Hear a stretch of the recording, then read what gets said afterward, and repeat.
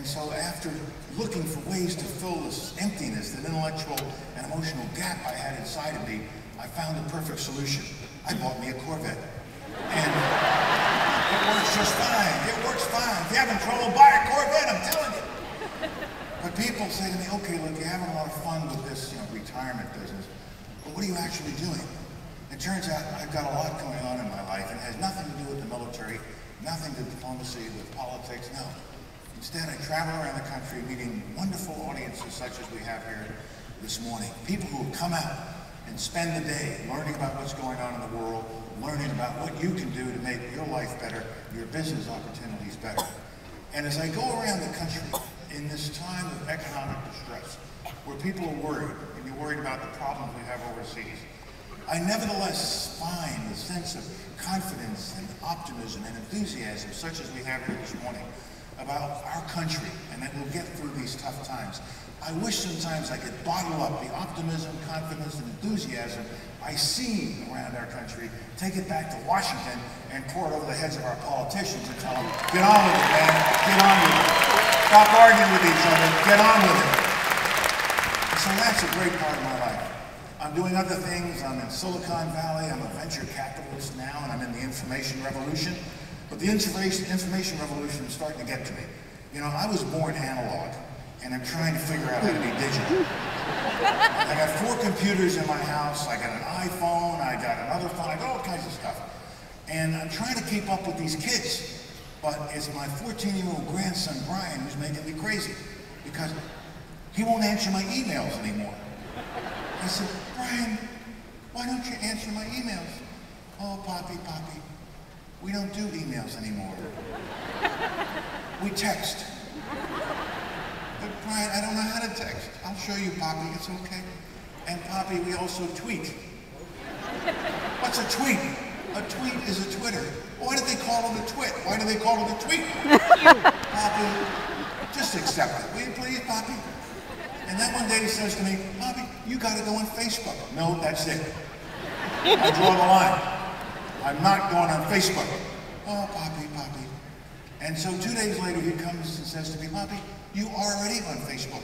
How could I be on Facebook? I didn't sign up. Somebody signs you up, put your picture on, you're on Facebook. You can't do that. You can't invade my privacy like that. I'm calling my lawyers, I'm gonna sue Facebook. Poppy, you already have 15,000 friends. Okay. Let it go. So I'm having great fun doing lots of different things. I'm working on educational and youth activities with my wife. I've got all kinds of interesting things going on in my life.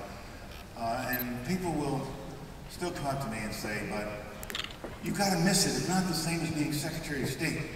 You gotta miss something. No, I don't miss anything. I always want to look through life through the front windshield. Never through the rear view mirrors or side view mirrors. I can't change anything behind me. All I can do is look forward. That's what I like to do. And they say to me, well, that's a very positive attitude, but come on, there's got to be something you miss about being Secretary of State. I said, yeah, well, there is one thing, and I miss it very badly. I miss my airplane.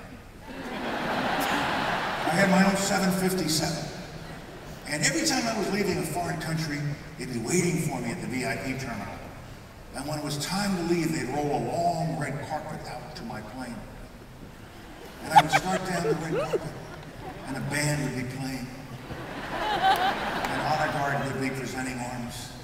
And I would walk down the carpet waving to the adoring crowds.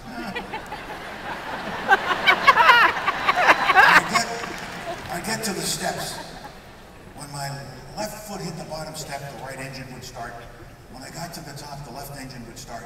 I go into my private cabin, sit down, and a steward would come in with a Diet Coke on a silver tray. And he would take the Diet Coke off the tray, and he'd pop it on the table in front of me. And when the rest of them heard the pop, the plane would immediately start to move. It was cool.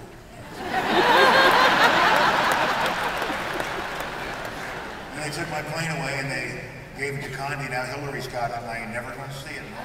That's all right. That's all right. That's okay. Get back to being normal. So the week after I stepped down, I had to go to New York. Friends, it's not easy. You just go down to Reagan National Airport, you get on the shuttle, there's nothing to it. Okay? So I go down to Reagan National Airport, I go up to the Delta shuttle counter, and I'd made 3 mistakes. I showed up late, I paid cash, and I had no luggage. What did I do?